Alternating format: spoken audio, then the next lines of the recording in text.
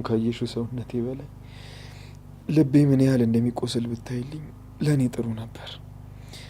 አደይ፣ ይሄ ማለት ለእኔ ምንም ነው። ለምን ፍቅርህን መቀበል እንደሚያቅተኛ አየህልኝ? አየኸው አይደል ጉዴን፣ ስንት መከራ ውስጥ እንዳለው። አደይ፣ ወደዚህ መምጣት እኮ አልነበረብሽም።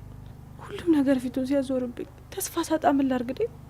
አደይ፣ እኔ ጋር እኮ መምጣት ትችይ ነበር። አንተም በቤዛና በፍቅር ጆሮ ተከርኖ ነበር። ልትሰማኝ ፍቃደኛ አልሆንክም። እሺ እነሱንስ ይሁን ብዬ ቻልኩት፣ ያንተን ግን ማመን ከበደኝ። ይቅርታ አደይ፣ በሰዓቱ በጣም ተናድጄ ስለነበር፣ ግን ወዲያው ነው ልፈልግሽ የወጣሁት። ለሊጋም ሄጄ ነበር፣ ግን እሷ የሰው ቤት እንደገባሽ ነገረችኝ። ምንም ቢሆን አራቀችም፣ እዚሁ ከተማ ናት ያለችው ብዬ እርፍ ብዬ ነበር፣ ግን በሁለተኛው ቀን አልቻልኩም። ለሊጋ መታ ነበር? አዎ አደይ፣ ለሊ ጋር መጣሁና የት እንደወሰድሻ ንገሪኝ አልኳት። ገጠር እንደሄድሽ ሰማሁ።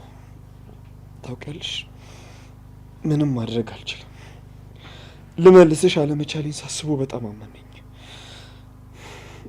ታውቂያለሽ፣ በቃ ለምን ቤተሰቦቼ ቤት አልሄድም ብዬ ወሰንኩኝ፣ ግን አልቻልኩም።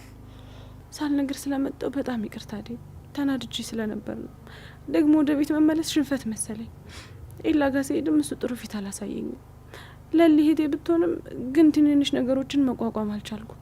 እናቴ እያለችኝ ለምን ይሄን ሁሉ መከራ ያለው ብዬ ወደዚህ መጣሁኝ። ኤላ ሌላ የተናገረሽ ነገር ነበር?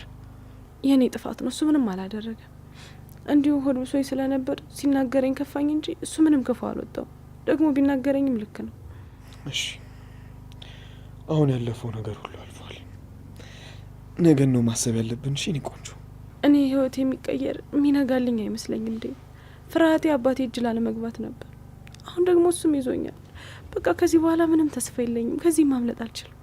ኪንጎና ዳይመንድ የተያዙ መስሎኝ ነበር፣ ግን ሲመስለኝ እስካሁን አልተያዙም። እነሱ ይደርሱልናል አይደል? ኪንጎና ዳይመንድ እዚህ ናቸው? አዎ እዚህ ናቸው። እኔን እኮ እዚህ ድረስ እየመራ ያመጣኝ ዳይመንድ ነው።